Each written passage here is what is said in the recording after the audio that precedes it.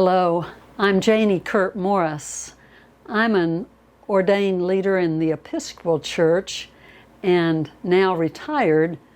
I felt a sure leading to be at Palomar. We're recording at Palomar, Oklahoma City's Family Justice Center.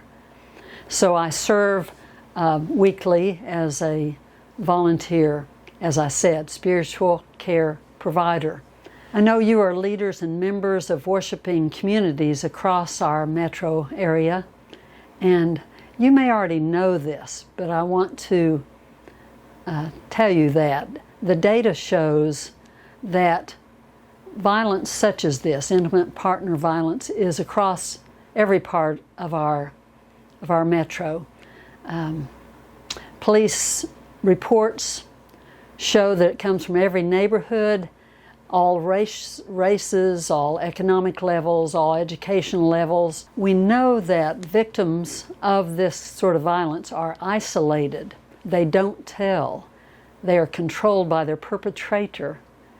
They don't have any support system. And if they come to church, they come with the clear control of the perpetrator to be silent about any of the hard, bad stuff that's been going on at home. And they come with smiles and everything's okay on their faces. The first time I encountered this was years ago. I was in Austin, Texas, serving as a part-time chaplain at a center for adolescents who had been removed from their homes.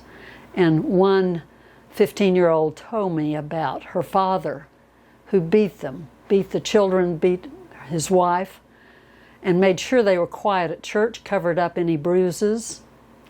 And then he would come home and he had a wood paddle. On it he had written Bible verses, and he used that paddle to beat them.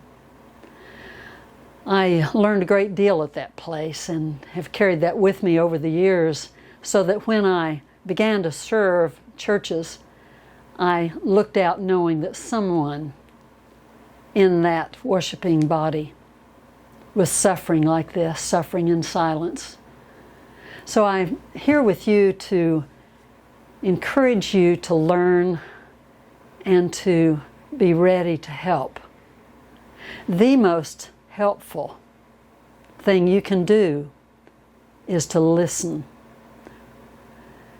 Victims come to you because they have finally gotten brave enough to dare to tell someone. They have probably gotten absolutely desperate enough that they have looked around to see, who can I talk to, who can I tell, who will help me, who can I trust? And that may be you. So when they come, it's so important for you to listen. Don't give easy solutions. Listen and believe them. And once you've listened, realize they have come from a very, very dangerous place, and the first priority is to get them to a safe place.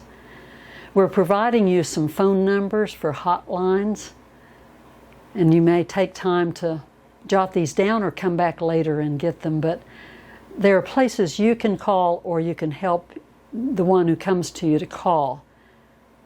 Or you can come to Palomar. We are at the corner of Hudson and 11th Street here in Oklahoma City. And we have the address here on the screen for you. It's a walk-in place. Victims come in, maybe sometimes dropped off by the police, a police patrol, sometimes dropped off by a friend or family member, or sometimes coming on their own. But they come to get help. I want to remind you, perhaps, that you do have some mandatory reporting. If you hear from someone about something you think may be child abuse or elder abuse, abuse of vulnerable folks, you're mandated by law to report that to our Department of Human Services or to the police.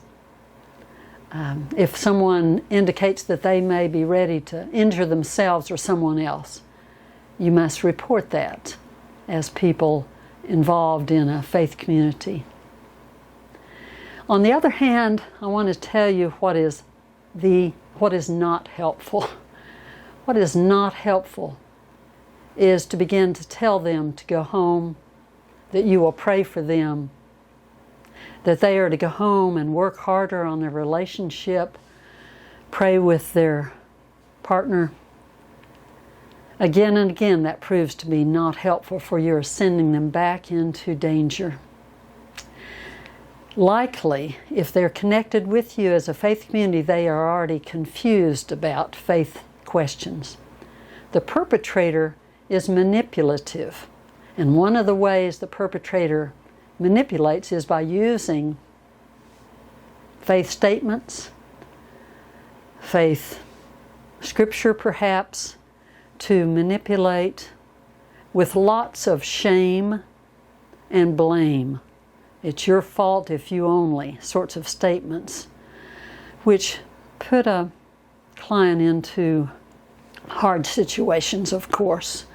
I want to describe to you two clients I've been with, one in person, one by phone. The first one I met in person here in a consulting room at Palomar, told of going to worship regularly, a faithful woman, young woman, who her partner also, her husband also went with her pretty often, but he would threaten not to go if she didn't do whatever he wanted. And other ways where he manipulated her. Finally, she began to realize she was so wounded and messed up that she did go to someone she trusted and tell, and she is now getting help. She is in a safe place, and she is getting support through Palomar, through some of our partners, the YWCA and others, to find a new path in life, a path of hope, of healing. The other client I want to describe briefly that I spoke to on the phone had been desperate enough to go finally and break her silence to her faith leader. And that faith leader had said, go home, pray, be with your partner and work on your relationship. You have a responsibility, and she did. And I'm sorry to say she was wounded more physically with grievous injuries. She now, though, also has found a way through Palomar and our partners to find a way to hope and find a path to a new life, a new way of healing, safety. We at Palomar have now more than 30 partnering organizations who provide healing of body, mind, and spirit. And we invite you to partner with us. We provide the clients who have had no options, who have had no power, to now make their own choices, to have options given to them that they can make decisions about their lives. And I invite you to partner with us. You can receive material from us if you call or write to me or others here to send you printed material.